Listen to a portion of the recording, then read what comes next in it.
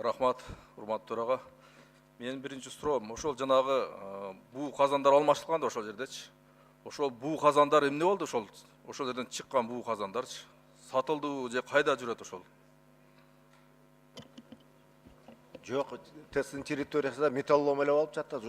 Жарыксыз болду булар уже. 50-60 жыл болуп иштеген казандар.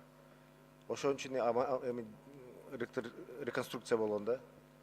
Андан кийин укук коргоо органдарга да мына ушул ТЭЦти ушу депутаттык комиссия түзүп чыгып, анан сиздерге тапшырып, сиздер ушул тергөөгө алдыңыздар да.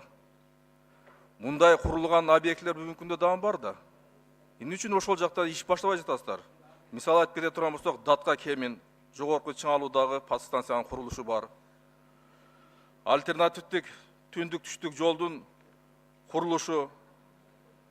Мисалы ал жерде эле көрүнүп турат, узундугу 433 километр, ал эми баасы 846 миллион доллар да. Мында жатканда ар бир километр 2 миллион долларга туш келип атат да.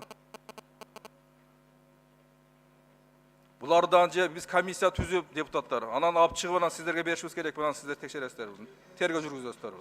Зият Исламович, мына жогорку кеңештин токтому негизинде азыр биз модернизацияны сотко өткөрдүк. Бүгүнкү күндө иш башталды бул боюнча.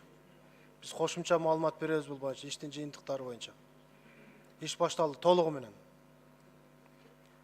Себеп дегенде бул жакта дагы бар да, ошол туурабы? Ошондуктан бул жактан текшерүүгө тез арада алыш керек.